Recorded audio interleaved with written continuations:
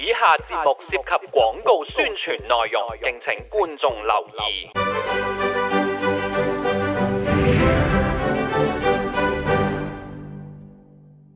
Hello， 大家好，我係 Alfred， 今日咧就嚟到尖沙咀，預備咧食阿 Kit 最中意食嘅日式燒肉啦。咁大家睇標題就知啦，今日呢一間餐廳和宴呢，係被譽為香港咧第一間嘅日式燒肉店喎。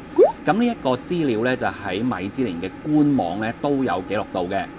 根據飲食文化作家佐佐木道雄嘅著作《燒肉文化史》，日式燒肉可能係喺1930年代由住喺日本嘅韓國人將韓式燒肉同埋銅盤烤肉傳到日本，同時亦都混合咗當時好流行嘅蒙古烤肉嘅製作形式。去到上世紀50年代就開始出現以 Yakiniku 為名嘅餐廳，日式燒肉從此自成一派，成為日式料理其中一個主流。而香港嘅日式燒肉原來係大約20年前由喺日本長大嘅香港人引入。之前咧，我係做開日本餐廳，同埋另外咧，我有做 trading 嘅，成日都要飛過去日本食一個 business trip。咁咧，我之前咧係好中意食燒肉啦，不過香港咧當時就未有日本燒肉嘅，就韓國燒肉就有。所以咧，我就諗點解香港冇咧？我就想自己喺香港有日本燒肉，咁我自己又可以喺香港食咁樣咯。香港人食燒肉咧，對於嗰個牛嘅品種啊，以及呢啲部位咧就非常之講究啦。咁今日呢間餐廳咧就主打宮崎牛嘅。神戶牛、松板牛、近江牛呢啲大家成日都聽到嘅和牛，其實唔係牛嘅品種，而係牛肉嘅牌子。而宮崎牛就喺每5年一屆嘅日本全國和牛能力共進會入面，近4屆連續攞到冠軍，所以喺呢20年嚟講，宮崎牛可以話係和牛嘅 No.1。今日第一樣要試嘅嘢呢，就係眼前呢一碟啦，就係佢哋嘅和牛塔塔，咁都係用咗宮崎和牛啦。和牛塔塔咧喺唔同嘅餐廳咧就會有唔同嘅形態啊！嗱，今日呢一度咧就係切條啦。咁有啲餐廳咧其實就會用一啲即係好似絞肉咁樣嘅，切到好細粒嘅。咁有啲係切大粒啲，即係會切粒或者切丁咁樣啦。咁有啲咧就會係直情成塊好似切片咁樣嘅。咁今日呢度點解會做一個切條呢？咁呢度嘅大廚就話呢，即係其實日式嘅燒肉啦，或者裡面有好多唔同嘅菜式呢，其實都係源自於韓式嘅燒肉嘅裡面嘅一啲菜式啦。咁其實切條呢都係一個好傳統嘅韓式做法啦。咁另外呢，佢又覺得如果將啲肉切到太細嘅話呢，就冇咗和牛本身嗰個口感。如果係切得太大粒，又或者係切片嘅話呢，咁可能嗰個口感呢又會冇咁柔軟啊。咁所以佢哋就選擇咗呢用一個切條嘅方法呢去呈現呢一道菜式啦。呢一個和牛塔塔呢，除咗上面一望就望到嘅鵪鶉蛋啦，同埋有啲芝麻之外呢，另外呢仲落咗啲佢哋自己整嘅醬汁啦。咁我覺得佢嗰個調味呢，算係比較重手少少嘅，比較濃郁一啲嘅。咁呢個做法呢，我覺得都有一個好處嘅，就其實有啲朋友呢，可能一聽見和牛塔塔即係生嘅肉呢，可能都會有啲擔心，即係可能覺得嗰個血味比較重啦，即係啲鐵味比較重。咁佢呢個味道做翻重手少少呢，對於一啲平時比較冇咁中意食生和牛嘅朋友呢，可能係容易啲接受，容易啲入口嘅。我哋最後先試宮崎牛，試咗其他嘢先。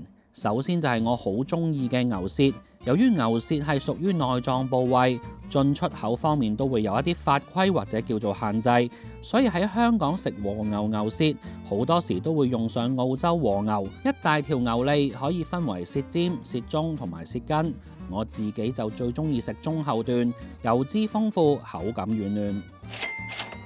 跟住係清酒燒日本真蠔。今日呢隻蠔呢，就嚟自日本4大產區之一嘅廣島。日本生蠔一般分為真蠔同岩蠔兩種，兩者喺產卵期嘅產卵次數唔一樣。產少啲卵嘅真蠔甜度會比較高，配清酒嚟燒亦係一個好傳統嘅食法。跟住呢個呢，就係日本走地雞髀肉。呢隻走地雞就同香港嘅走地雞唔同，佢嘅肌肉就冇咁精壯，口感上唔會太紮實，比較似係一般肉雞。食自助燒肉都要符合一般烹飪嘅原則，例如雞肉，我哋都係 skin side down， 燒咗皮嗰邊先。佢呢個雞髀肉咧本身係有味嘅，你見佢上嘅時候生嘅時候咧，其實佢有啲汁喺度，咁個汁咧就係一個鹽汁或者可以叫鹽醬啦，所以佢本身已經係有啲味，同埋佢亦都有少少即係黑椒喺度啦，所以呢個係完全唔需要點其他醬料噶啦。咁呢一隻鹿兒島嘅走地雞呢，其實如果喺日本食嘅話呢，佢嗰個等級呢係可以當刺身食嘅，你可以生食嘅。除咗可以用菜夾住啲肉一齊食，冇咁油膩之外，拼盤當中例如蒜片、青椒仔、紫蘇葉等等，都係香味比較重嘅食材，可以有調味嘅作用。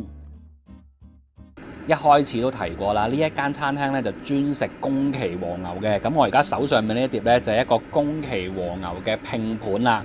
咁其實呢間餐廳咧都有幾個唔同嘅拼盤嘅，咁啊唔同價位啦，然後有唔同嘅份量啦，然後食啲唔同嘅部位咁樣樣。咁我而家前面呢一碟咧，其實就係佢哋最近做緊嘅一個優惠啦。咁呢一個拼盤咧就888蚊，咁就會有5個唔同嘅部位嘅。咁分別就會有一個叫上牛扒肉係原味啦，然後一個係上牛扒肉係鹽汁，跟住有一個咧係特上雪花牛扒肉，然後有一個特上堅肉眼，同埋仲有一個係西冷嘅。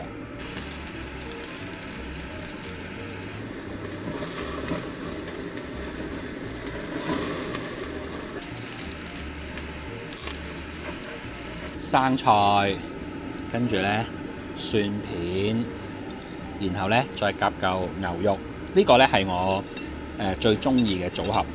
即係其實好多時候我食燒肉都中意咁樣食嘅。咁然後調味方面呢，其實我就唔係好點燒肉汁嘅，我中意就咁少少鹽咁樣樣，或者有時少少黑椒。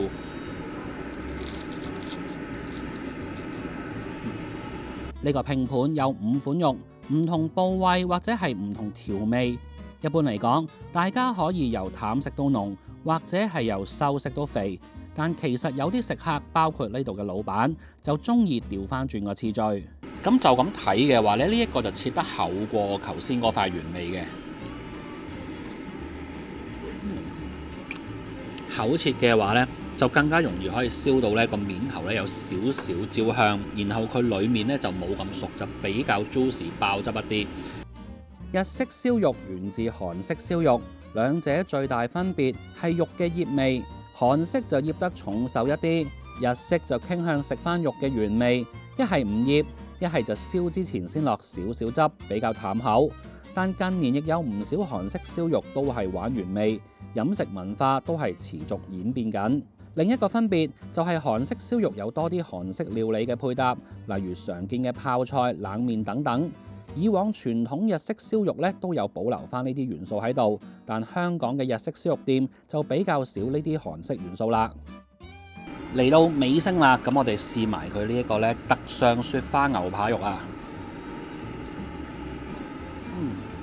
今日咧我哋就當係單點啦，咁如果除翻開咧，人均大約咧就係900蚊左右。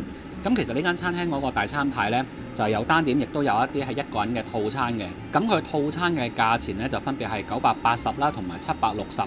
咁所以大家可以計一計呢度嗰個人均消費嗰個水平啦。最後再一次多謝大家嘅支持，我哋下條片再見，拜拜。跟住呢，就嚟試下呢一個呢嚟自鹿兒島嘅和牛。鹿兒島嘅走地雞，OK。